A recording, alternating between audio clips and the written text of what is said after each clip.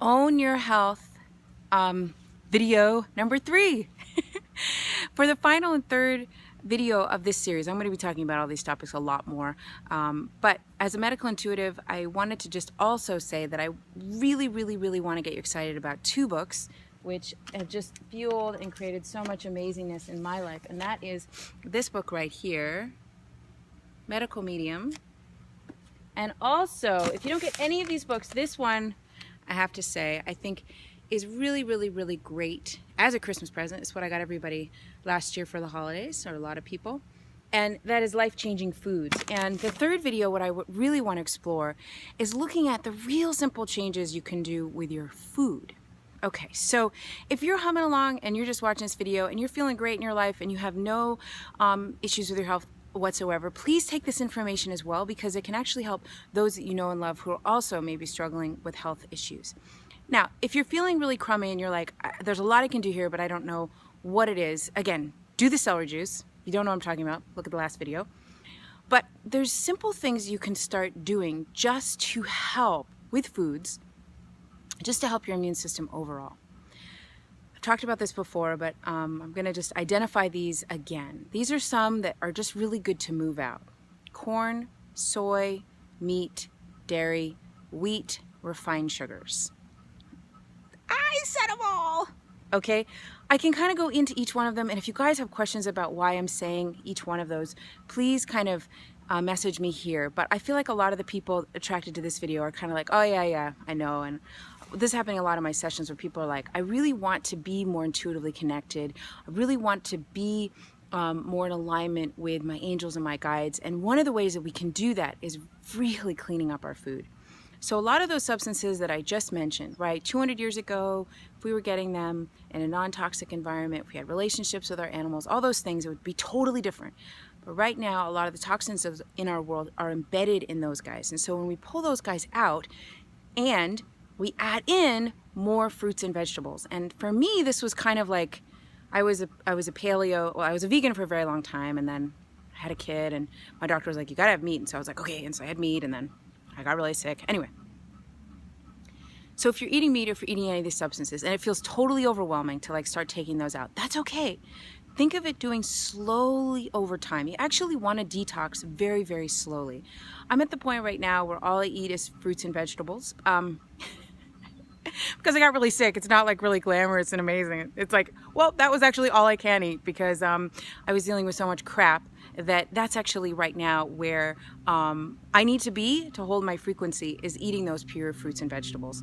So I kind of got there the hard way, but now that I'm here, I'm actually so thankful that this is kind of what my priorities are, and that's getting in more fruits and vegetables because that's all I eat. Now, a couple things that when I say with that, which is really important, is to do this slowly over time. That's why I really want you to check out this Life-Changing Foods book, because it talks about the power of each fruit and each vegetable, not every single one, but a lot of them. And when I first started thinking, okay, well, what am I going to eat, right? What am I going to eat? Oh my gosh, what am I going to eat? If I don't have my meat, if I don't have my grains, right? What am I going to do? Oh my gosh. Right? I'm just kind of laughing. Maybe you're there too. But it's actually a real thing, because we've been programmed for a long time that those are the basics, right? That we have meat, and you have chicken, fish, beef, right, as the staples, and then your grain and whatever. And if you're watching this video and you're like totally, completely healthy and doing wonderfully, and you're eating those things, you're okay, awesome, keep doing it. Go. I am reaching to the people that are like, I feel like crap, and I have no idea what's going on, and I don't know what to do here. So when you start looking at the myriad and amazing amount of fruits and vegetables that they are, and start sort of shifting your perspective, which will take some time, and it'll be going against a lot of programming, you'll see the incredible array of options that we actually have. That you can sit down and have, I've done this with my family. For dinner, we're having a watermelon, and we're having some asparagus, and we're having some steamed beans, green beans, and we're having some pineapple, and that's it. And at first, my husband and son were like, what the heck's going on? But now they love it. And it's like, okay, cool. And it fills your belly, and you feel amazing. And so you just get this big array. And you can do a big salad. Anyway, there's all these different arrays that we can do that. But even if that feels like too much of an extreme, I totally get it. Just add in a little bit more. Add in a little bit more fruits and vegetables here and there as you go along. If you really want to get hardcore, do this slowly. You want to shoot for breakfast and lunch being raw, a raw smoothie, a raw salad, and having your diet be about 25% of fat. If you can do that, and if you're really, really sick and you really want to sort of amp up and fuel up the healing process, shoot for about 10%. And if you're really, really super sick and you really want to really speed it up, take 28 days, as he suggests in his first book, which I love, which is just a cleanse. Just do 28 days of fruits and vegetables. Now, having said that, I started it twice, many times actually, and I'd hit it hardcore, and my symptoms would get really, really worse. So take time, right? Take time in adding these in, because they are super powerful in detoxifying your system and cleaning out what you no longer need. And so you want to do this gently. You want to do it slowly. You want to do it carefully. And if it's amping up your symptoms too much, just slow it down and just kind of add it in as you go. Okay, so that is the final video. I mean, I could talk for hours on foods and the magic that is there, but I'm just going to guide you toward these books and these small tips, because my hope is that you'll see this and you'll go, you know what, my guides have been giving me that, because my guides were telling me to eat this way for years. And I was like, oh, I can't do it.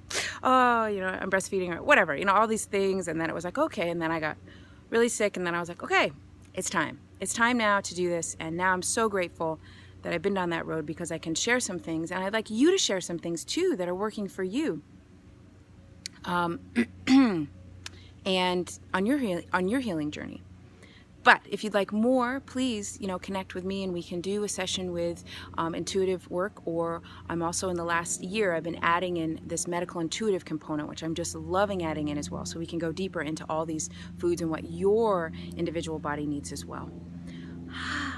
Yay! Own your health. So I'm setting the intention that as you move forward into your life, that you get really excited about making shifts that you can make, and being really gentle and loving and kind with yourself as you make these shifts, and as you begin to add in more of these super, super powerful foods that will get you feeling more intuitively guided, more grounded, more strong, more courageous and bold in your life.